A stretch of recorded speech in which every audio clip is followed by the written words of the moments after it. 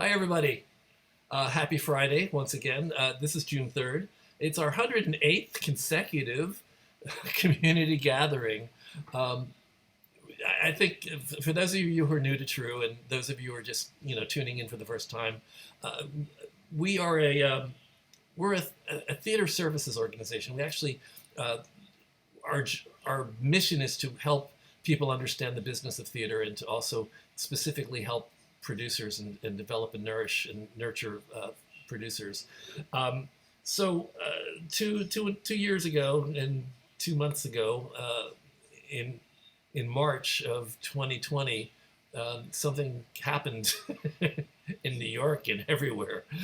We had a pandemic and we went into shutdown, and I suddenly realized that I didn't know how to actually continue doing what we do. I didn't know how to have do my programs or anything. Um, and People started talking to me about Zoom, and I basically looked at them like they were crazy or talking Greek or something. But eventually, somebody held my hand and walked me through Zoom and suggested that I start doing things on Zoom while the shutdown lasted. This shutdown, which was only going to last like a month or two, right?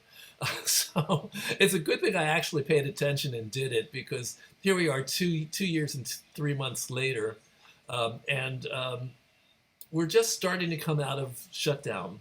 Uh, I figured out how to do this all and opened up a Zoom room on Friday for my True members in my community and for people who I thought were going to be New York local members of True, but it turns out that they're from all over the country and all over the world.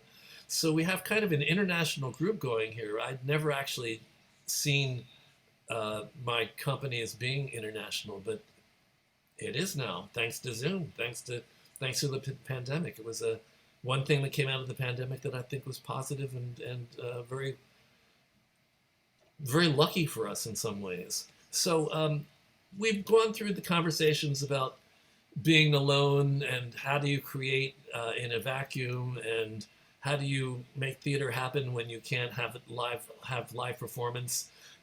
We've had conversations about whether when you do theater on Zoom, is it still theater? Um, we've talked about all of this and much more. And every week I managed to find really interesting people to come in and share their points of view and their knowledge with us. And I've been very, very blessed 108 times. I've been very blessed. And today we're going to go off into a whole different area. We're going to talk about NFTs, non-fungible tokens, which right now I know about as much about NFTs as I knew about Zoom in March of 2020. So luckily I have Neal with me, and I want to introduce you to Eric because he's going to hold my hand and get me through this and help us understand all of this. And I think we're going to have to start really from some of the basics, including definitions. But first of all, Eric, why don't you tell us about yourself and your company? Yeah, absolutely. Thank you so much for having me. I really appreciate the time and you guys making space for me. It's great to meet all of you, and I'm humbled to be here. I think it's great company. My name is Eric Neal. I'm the founder of Third Act, and Third Act's on a mission to help theater adopt new technology and make sense of this wild Web3 world, and enable productions to make their NFT debut. Okay, so let's start there then. Let's define NFT. First of all, explain what non-fungible means. It's non-fungible tokens, but non-fungible is a specific term that I think differentiates us from cryptocurrency and things. Yeah, absolutely. And excuse me if I misunderstood. I do have a few slides if you wanted me to go through those. Oh, you know what? I'm happy to put definitions up there for. I find that helps guide the conversation.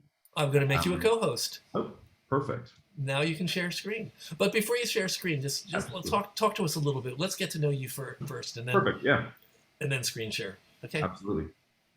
So I guess your slide was going to show us the definition of NFT, We but can go into it a little bit. Yeah, I let's mean, go into it a little bit first. yeah, it stands for non-fungible token, and I know it's such a clunky word. I don't know who named it, but they probably weren't in marketing. But The non-fungible nature of it just means that each individual item is unique unto itself. So where cryptocurrency is, or even traditional fiat currency is fungible, you can trade a $1 bill for a $1 bill, and there's no difference in even perceived value.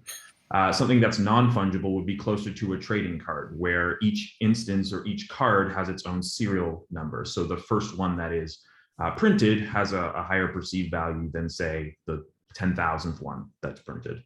So that's kind of in the digital world. The non-fungible side of it comes from a specific, recognized, or unique item.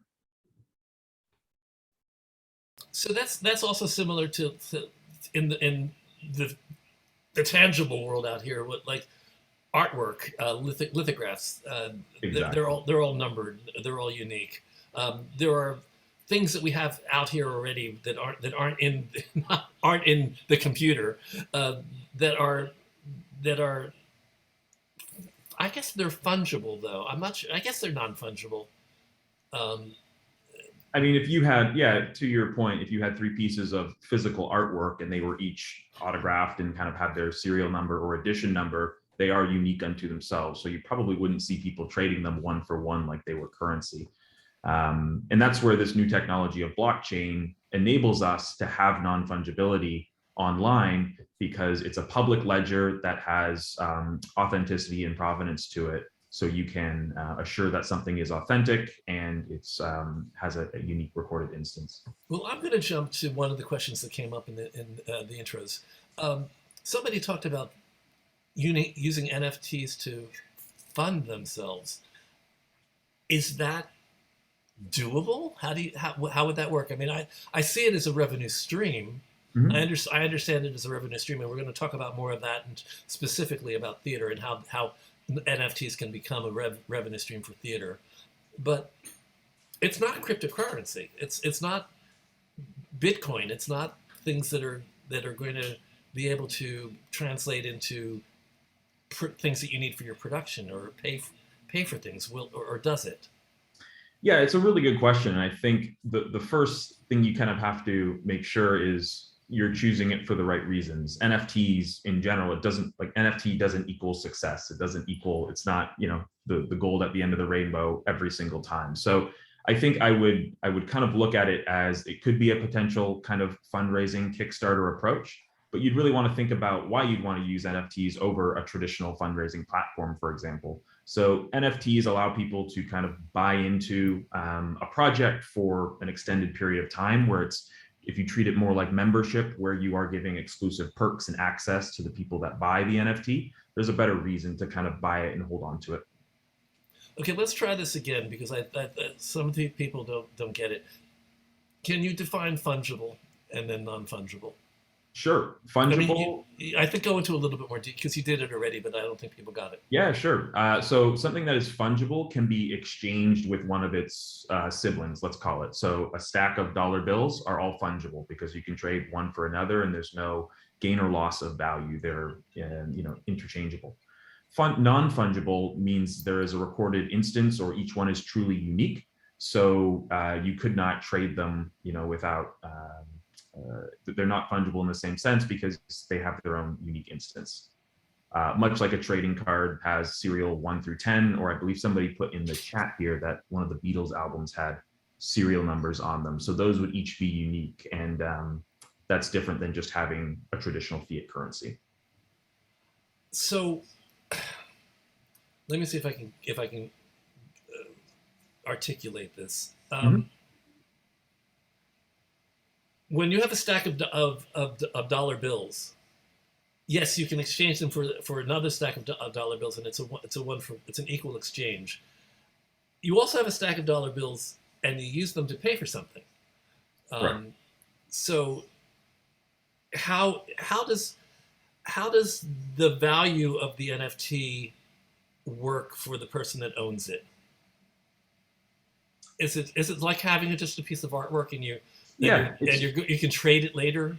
Yeah, I think we're kind of dipping into some of my slides here, but I would say that the NFT is a form of social currency. That's what it's more become today. It is like owning a nice piece of art or something that certifies that you believe in something or are part of something, kind of like a membership or a badge of pride to show that you've owned it or that you own it. And for somebody looking to raise funds for a show, you could pre-sell artwork from the show, whether it be show art or production photos, etc., as a means to fund a production potentially. And can an NFT go up or down in value? That's a question from Dave Kurkowski. Absolutely. Most of it would be perceived value, though, because much like if a piece of art went on auction, and you would have the record of history of how it was sold in the past. So it does have a bit of a record of its financial life. Just for the record, there are NFT pieces that have gone for $17 million. I mean, yep. There are things that have as much perceived value as a live auction at Sotheby's. In fact, Sotheby's I think also auctions NFTs, if I'm not mistaken. So first of all, fungible, as Eric Rothman points out, just means interchangeable. Non-fungible means it's unique. So when we think in terms of currency, we're going off into kind of a different place. This isn't really currency. Arcade Green is more like a commodity of social currency. Interesting way of putting it. Yeah, sort of. I think when you say commodity, it kind of, that to me kind of catches me, but a little bit, but it is a sort of product or a prop of social currency or a marker of social currency. So anybody's still confused? Yes. Looking. Okay, so Murray, ask a question directly. Fine. My question that I sent you, what is it replacing and why would someone want to use them? What's the purpose of it? What is it replacing and why would somebody want to use it? It's a great question. I would say it's probably replacing a lot of potentially, we see NFTs as a hybrid between marketing and merchandise. So to have your show out there, the artwork, the branding, the name, being able to have that out in social media or on marketplaces has value to grow awareness. And then also some of the traditional merchandise that maybe is not as eco-friendly or as desirable today as it was in the past. So those are the kind of places that or pieces that it might replace. I think eco-friendly is a huge selling point. I think Definitely. that probably is one of the key motivating factors behind creating this whole world of NFT. Absolutely. It doesn't leave a footprint. There's no carbon footprint. Well, that's a really big point of debate. Not all NFTs are created equally, and some leave a very large footprint. Oh, okay. So we'll talk about that. Yep. Is it a thing? Yes, it's a thing. It's not a physical thing. It is a digital instance. It exists in the digital world. Is it sort of like the barter system? It's not the barter system, no. No, and because you can use currency to pay for it. You can use either cryptocurrency or in some cases, fiat currency as well. And again, we have to go back to the concept of perceived value. I think for me, the easiest connection to make is to the art world, to the physical art world. You have pieces that are painted by people, and some of them have perceived values of millions of dollars, and some of them don't. And a lot of it is perceived value. A lot of it is that somebody thinks that this is worth a lot of money, and so they want to own it as a point of pride. So I think there's definitely the financial value is there. I think there's also a lot of it is emotional and sentimental value as well. I think same things with artwork. Absolutely. So I think we like to compare what we're building closer to the art world or trading card world, which have their own kind of economies, and people want to own, the trading card of their favorite player. So do you think maybe you put some of my attendees out of their pain if you start your screen share? I'm happy to. I'll take your lead on it, whichever you prefer. And I think I love talking to you. So just make sure you leave enough time so that we can actually come back to conversation. But go into your. Okay. And I see, Mary, you have your hand up as well. If you wanted to Yeah. before I- The thing that throws me is that in the art world, and oh, what did Go I for do? it. No, We hear you. I'm All right. Paul. You're up. In the art world, and I have art, a Sotheby's or someone determines what something is worth. Okay, they're outsiders claiming what it is worth. So that gives you the actual value of what you can or not gain in terms of a sale. I'm missing this. I am sorry. I'm not clear about why it's needed, what it does. I understand marketing and merchandising very well. I don't understand how this fits in and what the benefit is. Murray, I'm gonna take a stab at this, Eric, and you can tell me if I'm really off base. Sure. Trying to Just as we moved No, from a there's no silly questions. It's totally fair. just as we moved from a live world into a virtual world, and just as we have all been kicking and screaming about we don't like virtual, we don't like computers, we don't like living on a computer, we want to live in the real world. The computer does exist as a world, and people inhabit this world. We're all involved and engaged with our computers hours and hours every day. So within this world, this virtual world, somebody came up with the idea of creating artwork or cultural items that have that emotional value that you would have if you went into an art gallery, but you're not in an art gallery. It's just we have to rethink our world. We have to remember that we do live in a virtual world now. Am I completely off base? Yeah. No, you're right on. I think it's a part of a growing trend where we are spending more time online. Certainly the next generation as well, from World of Warcraft to Fortnite to Roblox, where people are already buying things that they can only use within the computer or online in their games. The NFT is kind of sits in between a digital and real world, where sometimes it can impact the real world, whether it be providing funds for a show or maybe being used as a ticket. And I'll kind of go into that in some of these slides. So Murray, you may not be convinced, but do you understand the concept? That's I mean, I know you're not convinced. yeah. Okay, I want to see the slides. I need something tangible. Robin Very wants to say I'm a something. very visual person. Yeah, this is Robin. Can I add something that I think might be helpful here? Because I totally get where people are coming from. Mhm. And the reason I'm doing some consulting work with Third Act, which is why I thought this could be interesting for the group as well, because the reason I chose to get involved is because I think it can do a lot for shows, for actors, for writers, and examples of that would be, yes, there is some revenue stream, and Eric will talk to that, but what I think isn't really being shared here is the social media aspect. There are communities online that are devoted to NFTs. For example, one of them is called BFF. I mean, there's quite a lot, and Eric can be specific about this if he wants to, but if you were to go into communities like that, or even on Instagram, there are groups where people share about buying NFTs, loving NFTs, trading NFTs, and they're really huge. And this is a way for shows to generate buzz for themselves, for individuals to create buzz and further conversation around whatever NFTs they generate. And it can also be tied back to shows. So for example, if a show decides to create some kind of NFT, you could even tie it to ticket sales if you wanted to be creative, like buy a ticket, get an NFT.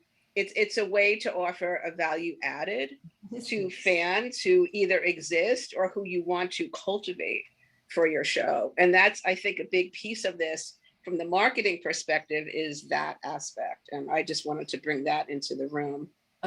So I basically the only thing I want, because I'm gonna ask Eric to go through his presentation. I'm sure that there's going to be lots of stuff that's going to explain things and maybe stuff that will confuse you too. But it's this basically it's the same cusp that we were on when we finally gave in and decided that okay, we have to go into shutdown. We have to live on our computer. I have to do things virtually. I have to have my programs in Zoom.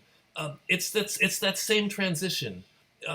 It's hard to fight a lifetime of living in the world and understand that there are people that are very much dedicated to a lifestyle that is engaged with the computer. We know that for a fact that there are millions of people that are completely engaged with computer technology and engaged with the world as they're seeing it through their computer. We're seeing it through a computer right now because I'm talking to you through Zoom. So now we got to go. We have to understand that we're moving into over another cusp from where we're used to having things physically in our hands that we can touch and smell and taste, and we can feel the texture and all. And now there's a different aesthetic.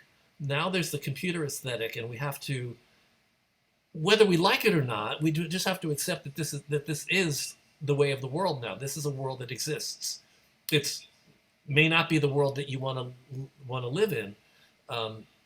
Okay, I see a question from Walter. I'm going to take one question before we finally get to your presentation.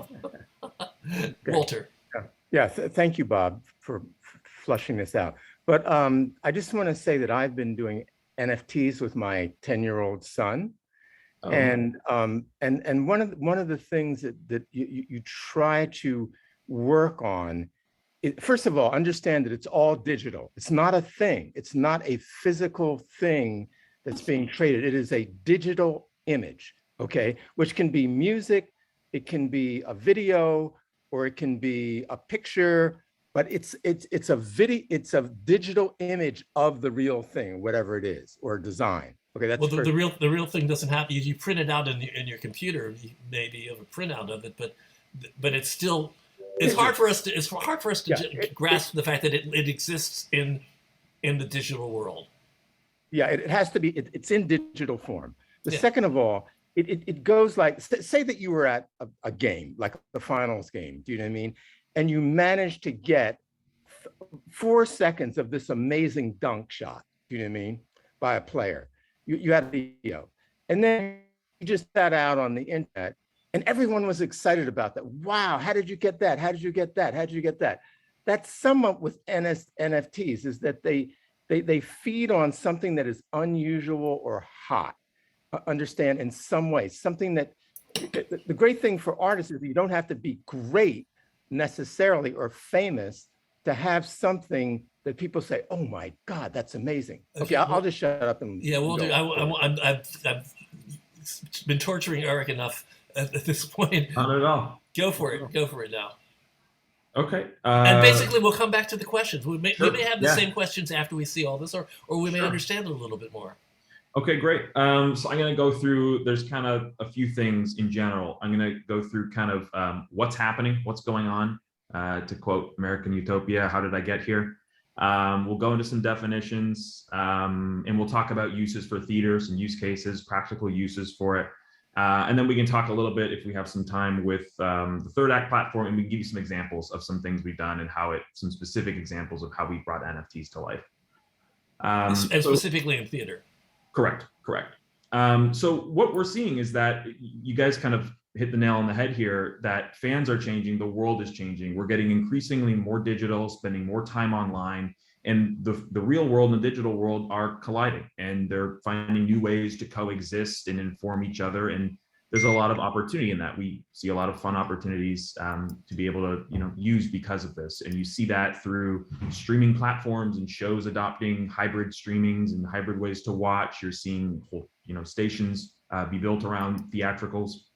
You're seeing shows delve more into social media. If you had have asked a show if it was doing TikTok 10 years ago, it wouldn't have really existed. But now it's on everybody's radar. Social media is an extension of the stage, and the show truly doesn't begin only from curtain open to close. So we're seeing these new stages start to emerge, and most of them are digital. And the latest one to the party are NFTs, and they're a really interesting centerpiece to this digital world because they are this digital collectible that fits with the experience that is becoming more and more digital. So a lot of NFTs are being adopted in a lot of different ways, from AMC theaters to artists releasing albums as NFTs and creating art galleries, etc. NFTs have just caught on in quite a phenomenal way. Everybody's asking this question, and it's a really important one, which is why are they so popular? And there's a few reasons why. One is they're new media. It's always exciting to have a new canvas to adopt and see how you can use it and explore new use cases. There are new potentials with it that did not exist with the traditional internet. The underlying technology is truly revolutionary. This is the blockchain technology. This is the technology that NFTs are traded on officially, so that undisputed record exists on the blockchain. Yeah, we're going to have to go back to blockchain at some point. I think that's a key concept. Absolutely. Another reason why it's so popular is there's been substantial investment over just last year alone. A lot of the hedge funds and VC firms are getting into this in one way or another. So there's been a lot of funds put into the space to build up ecosystems and use cases. That is $25 billion? Correct. Okay. Correct. Just want to point that out. Yep. And then lastly, it's being adopted across a lot of major brands, from major sports to brands, and along the bottom are just a few of the high profile ones who have launched an NFT in some way or another. And the exciting thing is they're all doing it in different ways. So McDonald's made an NFT of the McRib, and they did it as a limited edition. NBA Top Shot made their own marketplace and sell highlights as NFTs. There's a lot of different ways that you can create NFTs and utilize them. But the piece that I was pointing out a little bit earlier as well is that they're social currency. They are something that people want to own because there's emotional, sentimental value to it. It's closer to a trading card or a beautiful piece of art. We'll go into a couple definitions here. You wanted to talk about blockchain. We kind of hashed out cryptocurrency a little bit, and we can talk about some marketplaces. So a blockchain is a network. Anything that's made on blockchain, people will say that is made on Web3. And a blockchain the power of blockchain is really in it being a distributed public ledger. So this means it's distributed in many places. The same ledger, the same record of transactions are distributed in many places, and it's public, so anybody can see it. So if you, as a feeder maker or a true authenticator or originator of a piece of work, put a piece of content on the blockchain, and you can certify that it's from you, it can be authentic and traded and have its instances, which make it an NFT. So this is kind of digital auditing tech that gives the provenance to the NFTs. The next definition here is cryptocurrency that we kind of touched on. This is digital currency. It's the digital currency, or the cryptocurrency, like we discussed, is fungible. This is interchangeable. You could trade 2 Bitcoin for 2 Bitcoin, and it is the same thing. And that's how it differs from an NFT. I want to jump in for a second because cryptocurrency has terrified some people, because hasn't there been a recent crash in the cryptocurrency market? I think it's not exclusive to the crypto market, but yes, I think the whole market is kind of reeling a little bit. So cryptocurrency is closer to, well, it's closer to what we're used to. Although a lot of us still don't understand how you can actually use cryptocurrency to pay for things. It's bewildering to a lot of us older people. What is it that happened? Can you explain recently what happened to cryptocurrency? Because it's top of mind for me. I heard stories about a crash. Yeah, absolutely. I mean, the whole market has been down the past little bit, and crypto. But does the cryptocurrency market affect the NFT market, or are they separate? We see them as separate because it's trading cards. It depends what they're built on. But no, in some this is where we're really getting into details that are tricky.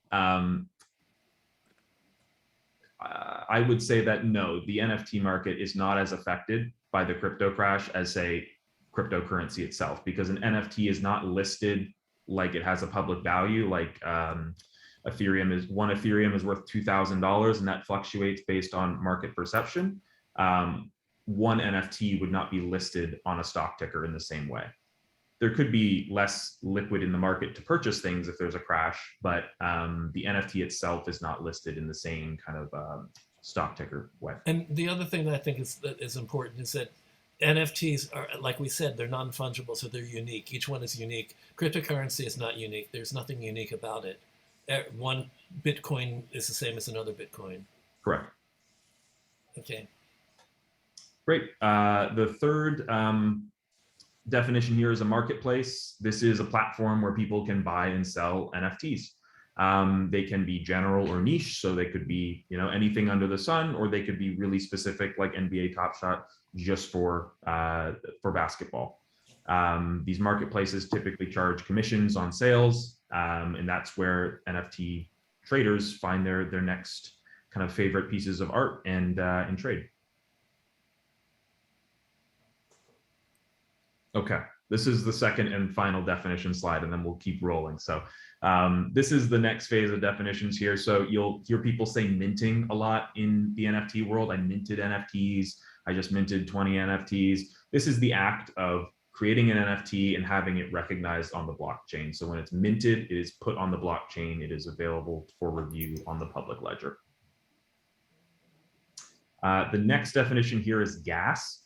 And I want to go back to minting for a second. Sure, Can anyone mint something, or does it require some sort of special license or? No, it will cost a gas fee. So it will cost a fee to put it on the blockchain. Okay. Anybody can. Typically, marketplaces will have some kind of an easy portal to be able to mint. Okay. Great. And so gas, that is the transaction or the minting fee that is associated with putting an NFT on the marketplace or paying to transact an NFT. This is used to compensate the nodes, all the different computers that have the ledger on them, to update the ledger with the transaction. Is this correct? Used to compensate miners, or is it minters? Miners is correct. The term, miners. all of the nodes that make up a blockchain, all of the computer nodes that are verifying and recording the transactions are referred to as miners. Okay. My brain is sort of exploding. Go on. And the last piece here is that all equates to environmental impact, which is blockchains require these networks of miners to verify the transactions and can require significant computing power. So that's kind of, those are all the definitions there. Those are what you'll kind of hear me reuse later in the presentation, but want to make sure we all have some common definitions. Yeah, I think that what was missing for me was the definition of miners. That sort of popped up and it was like, where did that come from? Okay. That's fair, yeah. Those are the nodes that are referenced in the next one there. I guess I could add another tab in the next version of this. Those are the computers that are verifying the transactions. Okay. Great. See, when you know so much, you assume that other people understand. I know. I just get I get too familiar with it maybe. So then let's take it back into some more practical use cases. What does this mean for us? What does it mean for theater? What does it mean for the world? You know, what are some examples of how we can use it and why it matters? One is, as I mentioned before, it being non-fungible means it's truly unique. So you can make unique pieces of art that have recorded instances. So if you make one, you know, beautiful piece of artwork, if you put it up on Instagram, you know, anybody can take it. Who knows who owns it anymore? If you put it onto the blockchain and you can, you know, attest that it's yours, you have attributed a certain amount of instances or quantity to the amount of pieces, and those become official. Well, Catherine Keats asks a question that's sort of related to that. Can a successful TikTok share become an NFT? But you just said once you put it on the social media, then you know it's lost its uniqueness. It no longer has. I mean, it's also its provenance. Its provenance is what it loses. I mean, you could still mint it. It still could be available for purchase if you wanted to. You could try to use social media to, again, you know, drive perceived value and hype and buzz around it, kind of what Robin had mentioned earlier, and you could mint them. Yes, it's all kind of around perceived value there.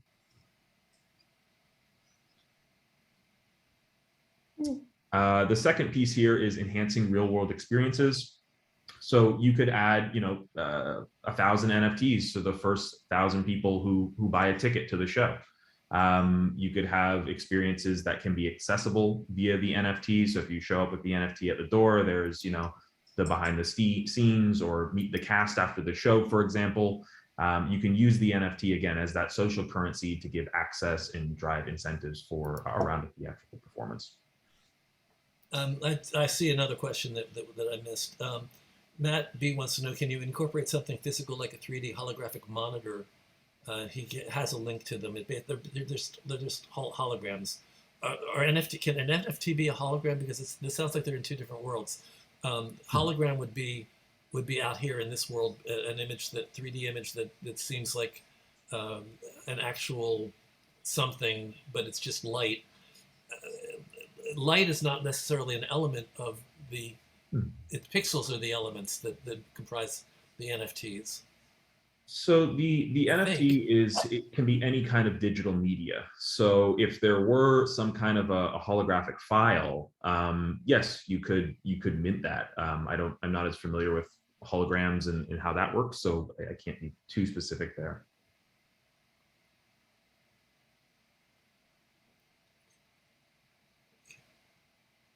Oh, I'm just looking for any other questions. Oh, okay. Yeah, I didn't know if there was more. Okay, great.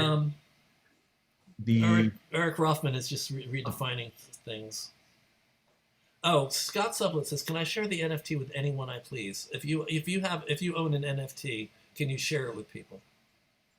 Sorry, could you repeat that? If you own an NFT, can you share it with other people? Can you show them your NFT? Absolutely. Look at what I own. Absolutely, yeah. We encourage that. Yeah, it's you can have your profile set up and it can show your wares. You can show them or hide them, whichever you prefer. It's much like art in your home. Okay. I'm comfortable going back to the art metaphor.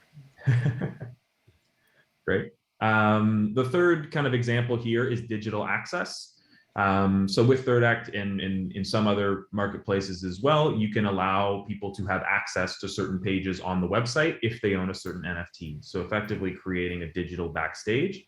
So if you wanted to create unique or exclusive content for your fans or for people that you want to involve with your show, you could say buy the NFT and get access to the digital backstage. Matt B says, "What's to stop people from just forging and duplicating a file and saying they own it?" I think that goes back to the whole process, which is basically it has a recorded provenance. So somebody can pretend that they own it, and they can pretend to steal it from you, but they can't prove that it's really their unique NFT. Correct. I think the same kind of threats of counterfeit apply here that would apply with a really good fake of art. Just if it were, taken and duplicated and resold, you have the same kind of rights to pursue action against somebody who might do that as you would if they were forging traditional art. Right. Okay. The last piece here is the I was there, this proof of attendance kind of badge of being at an event. I think with the digital world, again, being more and more prominent, a digital take home is even more fitting to have. So if you could go to a digital event and have a digital take home like an NFT, that would be a great badge to say I was there. And this is another definition here, they call this proof of attendance protocol, or a POAP is what they call them. But it basically just means an NFT that you got because you attended an event. I missed a question from Jeffrey Lyle Siegel. Brian Stokes Mitchell licensed his image as an NFT. It's like a cartoon caricature. How does he profit from that? Or does he profit from that? Yes, actually, we did that. So we worked with Atomic Focus Entertainment, who has a close relationship with him. And he granted us the rights to create an NFT in his image and shared in the royalties and sale of that NFT. Or I believe he was allowed to. He forewent that, and it went to the Actors Fund, which is no longer called the Actors Fund. I can't remember. Correct. The Community Community Engagement Fund. Entertainment. Community Entertainment Fund. Yes. Fund. Yeah. So if If you created an image of Brian Stokes Mitchell, was it a single image or was it a limited edition of 10 or 20, or how many of them would you normally create? We made three. We Three. just wanted to make a very small kind of test of the concept and make three in his image. And so what happens was that a collector, an NFT collector, found out about this and said, "Oh, this is cool. I love Brian Stokes Mitchell. I want that image." And so did they bid on it, or does it have a price on it already? It was purchased for $50. Okay. Yep. So that again was a small test to see, and yeah. Well, good. Great. How lucky that you're the person that created it. Yeah. Absolutely happy to talk more about how that came to be as well. I have it in a later slide if you want to go through it. I think I think I took focus away from the "I was there" because I think the "I was there" is very crucial for the theater business. Yeah, I think so. And I think with the hybrid world as well, where you're probably not going to mail them something, it's the equivalent of a take home that you could get through kind of like an email. So it's a great badge to say that you attended something. Okay, I see that as a very useful tool. Mm-hmm. I understand that one. Okay. Okay, next. Great. The next piece is here. So these are the benefits. So we talked about the tactical ways, or the kind of the meaning behind or significance behind NFTs and how they can apply to theater. And these are the benefits. So you can engage fans in a whole new way, kind of what Robin had mentioned earlier around being able to build buzz, being able to put them into communities where people might be excited about, or have fans around an existing show and have a new thing to engage an audience around. You can expand your reach because there is a large and growing crypto audience who are just sometimes purely interested in NFTs. And so you could get your show exposure to the kind of crypto future digital folks that might not have seen your show otherwise. I have a question about that. Yeah. What is the smartest strategy for using an NFT to engage fans? A single NFT that is like everybody's going to want, or do you do multiple NFTs? Is there a limit to how many things that you want to do? Do you water it down if you do too many? Yeah, that's there's another term there for that, which is called tokenomics, and that is basically how many should we make, how much should they sell for, and it's a little bit more of an art than a science at this point. But what we like to do is make at least 3 different NFTs, 3 categories of them. One that's very accessible, that's generally given to people when they attend. So if that's all they want, that kind of satisfies that "I was there" desire. The middle range NFT that has kind of a limited amount and maybe a low price point, and then maybe you try 1 or 2 unique ones that have a higher price tag. Both Jane Dubin and RK Green are asking variations of the same question, which is how much did it cost to make Brian's NFT? And it wasn't for auction. It was actually, it had a price on it. Correct. So that one. What is the financial outlay to actually create an NFT? Yeah, so to create an NFT, there are 3 ways that you can create them. You can upload your own artwork. If you have your artwork ready to go, there's no cost to make it. If you need it made, we have an NFT studio, designers and renderers and animators that can assist with that. And that varies depending on how complex the piece is. So Brian's, we were working with kind of in kind because it was for charity and for a test. So there wasn't a huge price tag associated with that. But again, it kind of depends on the complexity of the artwork itself. Okay. So we're basically talking about artwork right now. So it's not mugs. It's not a sculpture. It's probably a poster of some sort that represents the show. Correct. And I have some of those examples later as well. Okay. Yep. And the last piece as well is, which has been quite a focus of this conversation, which is new revenue streams. This is a commercial product, so it can generate that. And a key thing to note as well is that royalties can be programmed into the NFT. So you can program royalties into it. So if it trades or somebody sells it after the fact, royalties are automatically distributed to the parties that you wish as when you minted it. Programmed. That's a useful term. I think that actually clears up some of the methodology for me at least. So things are programmed. Yeah, absolutely. So for the example with Brian's NFT, there are 10% of the royalties are going back to Atomic Focus, 10% are going to the platform of Third Act. And those royalties are enforced in perpetuity. So they could trade 10 years from now, they could trade 100 times over the next 10 days, it could trade however many times, and those royalties continue. I hate to even ask this, but can somebody hack into the program and steal your NFT? Yes. Yeah, absolutely. Just like you could with any website or any kind of digital Okay. platform. The thing I would say there is, there had been some instances, and if you kind of do your research, you'll see there are stories of people getting phased is usually the case, where they've gotten hacked and lost their NFTs or lost access to their wallets.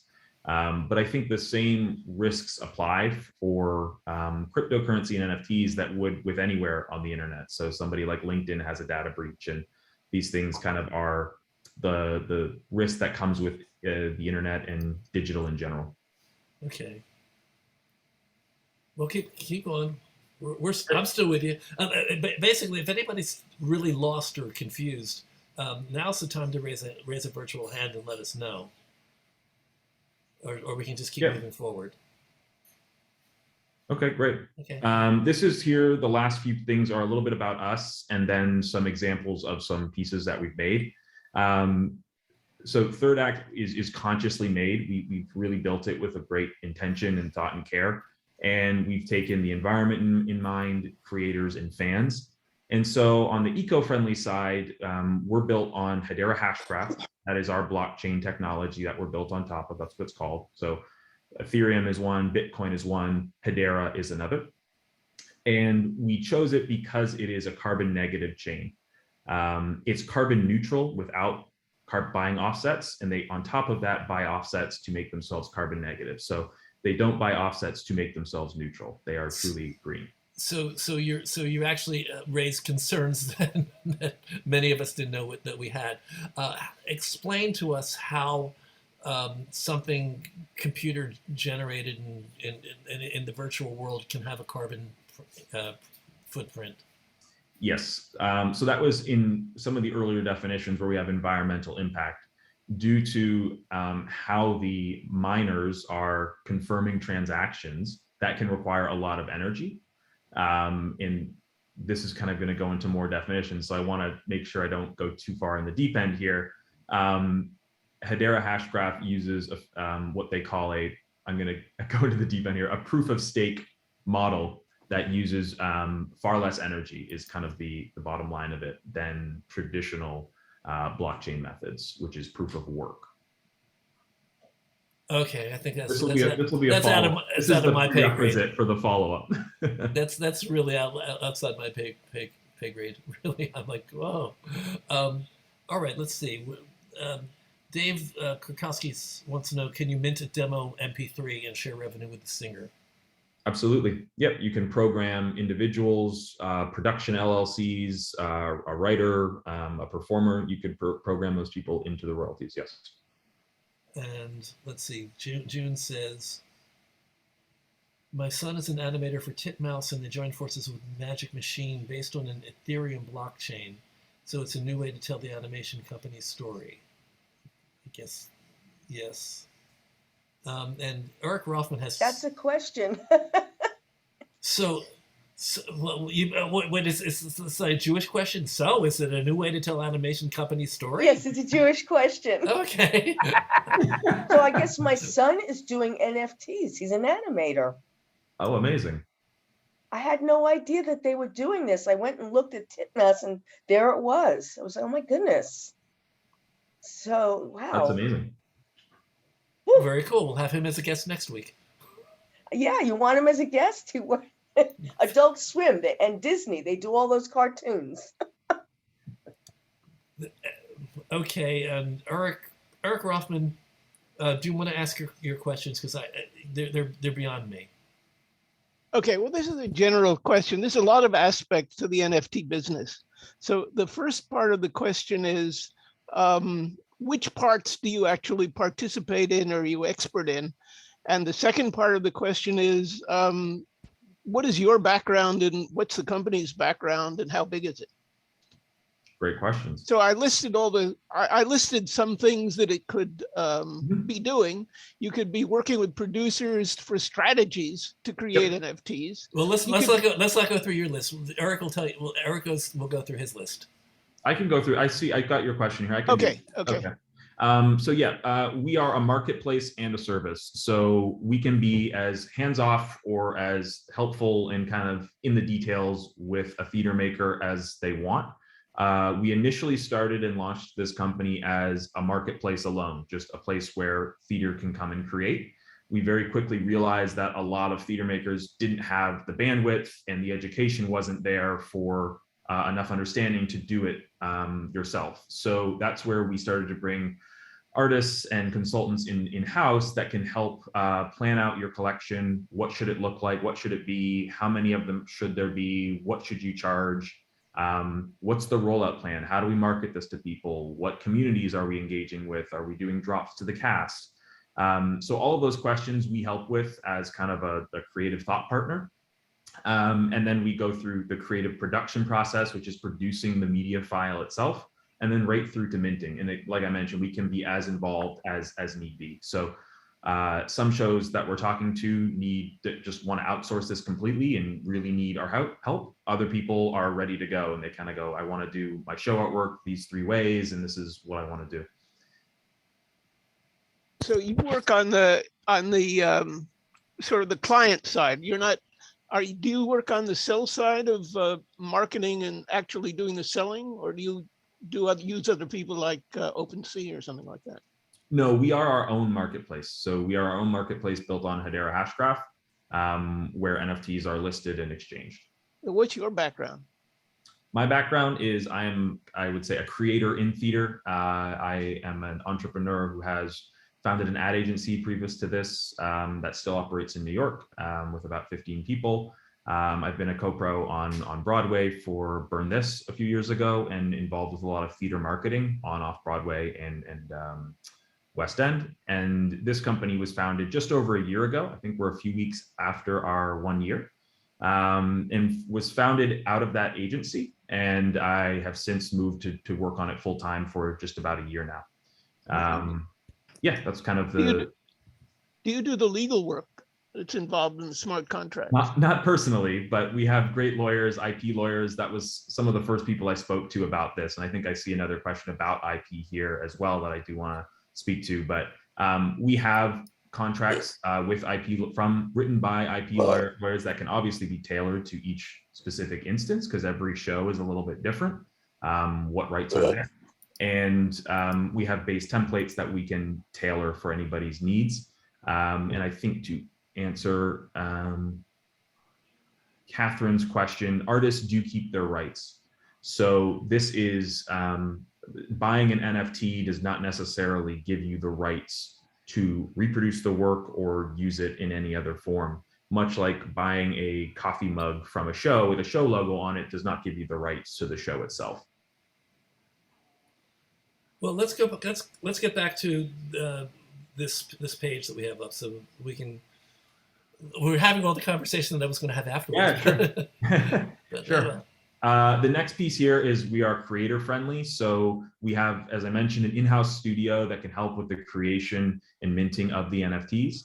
And we have royalties, as I mentioned, that are programmed into these things that automatically go back to the productions, and that goes right into their third account, which they can withdraw at any time to a bank account. The last piece here is we are fan friendly. So we worked really hard to make this Web3 world more backwards compatible. We support credit card. We've integrated and partnered with Stripe, which is a very secure, large credit card payment system. They power pretty much every Shopify website. And that's who handles the credit card payments. So we have no eyes on that, are not involved with the credit card at all. And that allows us to list all the NFTs in USD pricing. So it's all familiar pricing. You don't have to do any math on what's the conversion and whatnot. So that makes it very easy for fans. Okay, I guess let's move on because it's almost at 6:30, and I want to talk to you. Sure, yeah, I can. I just kind of went through this. These are a few more examples of some pieces that we've made. This is the Brian Stokes, how this came to be, actually rendering it in an animation program and rendering those out. And then in addition to creating kind of videos on the top left there, that was pulled from Crossovers Live. I can talk about that a little bit later. And the bottom right was also rendered in-house. The eco-friendly is really important to us. This is Hedera hash graph there in the blue compared to. I know what I wanted to. I wanted to go back to a term. You've been saying Web3, and I don't think people are necessarily knowing what Web3 means. So Sure. Can you explain Web3? Yeah, so Web 1 is the original internet. It's buying things online, it's e-commerce. Web 2 is really the proliferation of social media and that wave of thinking about the internet and culture. And Web 3 is this introduction of blockchain and ownership on the internet and ownership of digital assets. So this is not a term that describes a different technology. This is the category. Yeah. This is the stage 3 of the technology. We know how to work on stage 1. We know how to work in stage 2. Now we're entering stage 3, and this is how this world is going to be used by us, and how we're going to engage with this world. Yep, this absolutely. Computer world, this digital world. Yep, the third wave. Oh God! All right. Again, we're proud to say that we're built on Hedera Hashgraph, which is an incredibly green and clean network. Not only are they more efficient than these other chains, they also do things like put money up to fund eco-friendly projects that use their chain. And where does Hedera come from? Who owns it? Where's it? What's its point of origin? That it's a European company is actually where it's based out of. I have to check where it is. They have a very large governing council that has a lot of large companies that are running nodes and involved with them, and all the minutes to their meetings are published publicly. So companies like Google, T-Mobile, Boeing, IBM, Ubisoft just signed with them. Those are a few of their kind of governing council members. Okay. Keep going. Great. Last piece I mentioned here as well. Fan friendly. So this is specific to Third Act. We made it really easy to sign up with email, social, whatever you want to get involved and make an account. We're credit card enabled via Stripe, and we list everything in USD prices. So it's a very familiar kind of e-commerce experience. So is that okay? Well, that all comes together to make us Third Act where theater collects. And then I have examples of specific things we've made in the past, but I think it'd be a great time to take a beat and if people had questions. No, people were asking to see specific things. Oh, okay. That's come up in there. Sure. So here's an example from Herding Cats, and these are screenshots. The bookends here are animated. You can see them on the website, thirdact.digital. And this takes you through an example of how we approached merchandising for a show. So Herding Cats performed live in the Soho Theatre in London, and it was also streamed online as well. So it was a really progressive show, and it was a great fit for NFTs. We created an NFT on the left here that was a ticket for everybody who attended. So we emailed them after the show and they could redeem it. That was created originally in-house. It has an animation to it. We used the show art to create an NFT of the show art. And then we also created some unique show art. So we deconstructed the art and made different versions. So if you liked the Greg one more than the Jassa, more than the Sophie, you had the choice to collect the ones that you truly wanted. And then lastly was a custom NFT, the piece at the end where we produced this headset that animates as well and was made from an icon in the show. So the character has a call with another character that's across the pond, and he wears this very recognizable pink headset. And so we made that into an NFT. Another example here, these again are stills on the platform. They're rotating. So we made the Stokes NFTs, these one-of-ones in 3 different poses. We did research on how they should look and pulled everything from when he was singing at his balcony window to when he was at award shows, and picked some poses that we felt were very ceremonious and inspiring and in his likeness. The next one here is from a show that Brian hosted, a talk show with his friends and colleagues called Crossovers Live. That was streamed live in New York. And we did a similar kind of approach to the tokenomics of these NFTs. So on the left there, we had an NFT that flipped over and had his signature kind of animate in. Those were issued to everybody that attended. In the middle here, we have a digital poster of what was actually a physical poster, but we were able to give it to more people that couldn't get the physical one live. So this animates and rolls out and shows the poster. They all have a sound icon on them. So do they have sound attached to it? These actually, just the show logo does. Excuse me. The other ones do not, and the quotable moments do. Let me see. These look like photos. Can you show us the magic that brings so we understand? Yeah, let me see if I can get something here. Pull something up really quick. Or I can go into, I'll go into the platform really quickly at the end, but why don't I just keep moving through here? The show logo was something, again, created completely unique for the show. It has the logo animating in all really fun different ways, some really jazzy music that was in line with the theme show. That's the theme song of the show. And then the last one were quotable moments. So in the talk show, the guests had really long 45-minute talks about their life, their careers, what it was like going through the artist journey. And there were some really great quotes that we also, and to the point earlier, were shared on social, and we put them out as NFTs from the show afterwards as well. And some of these things sold as well. So those were used as, there were videos that starts as the logo, they open up, it says the person's quote, and it zooms back into the logo. And then lastly, this is our most recent collection or debut that we made, which was with the Public Theater. They wanted to do something special for their Gala on the Green, the 60th anniversary of Shakespeare in the Park. And so they were auctioning a lot of different things. They were selling a lot of different things, and they wanted to do an NFT. And so this was their first NFT as an organization. And that auctioned on another platform called GiveSmart, where they were hosting everything. And the winner of the auction won this NFT along with a digital frame that houses the animated artwork. And that is everything. I hope that helped. I hope it simplified. I hope you feel a little more informed. Is it possible for us to see an animated image? Yeah, absolutely. Okay. Just pull one up here. David Krakowski asks whether equity has weighed in on NFTs yet. And I don't see how they possibly can. It's the same thing as we talk about with Zoom readings versus live readings.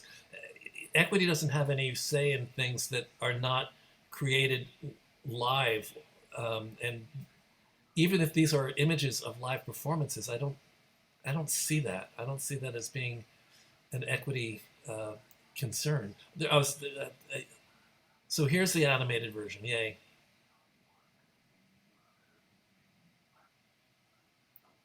And exactly. So that was created. Oh, pardon me. And the ones that have the sounds attached, the sound icons. Yeah, let me find one here.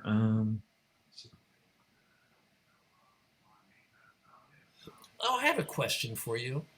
Yep. If I collect NFTs, where do I keep them? Do I just keep them in a folder on my desktop? So they're stored. I mean, they're stored on the blockchain. They're stored on the network. So I have access. I have access to the blockchain that other people might not have. Correct. You would have. I mean, you would have your effectively your wallet where they're stored. This gets into a little bit more of the details. Sorry, I was distracted by the video. So they're stored right now on Third Act. So you go there, and that's your hub for where your collection is going to be stored. When you make an account, you're issued a wallet, and that's what stores all your NFTs. Those are yours. You have your own password. We can't, we have no eyes on that password and cannot reset it. So that's how you truly have ownership of your NFTs there. How do I show it to my friends? You could show it off just like this. So, this is, let me see if I can find another one here. Share the sound with us. Oh yeah, I can do that. You know, when you did your share, oh, there it is. To this day, whenever I get nervous, I look at myself in the mirror and I'm like, you've done Dolly's role in front of Dolly for years. You can handle this, you know. So, yeah. So you have a series of these as well.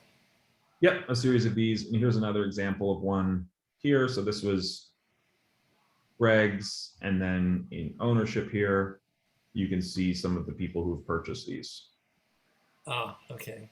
In an activity, you can see when they purchased these, when they were minted, the information about it. So you can see, this is going to get very technical, but you can go into the information of it on the blockchain,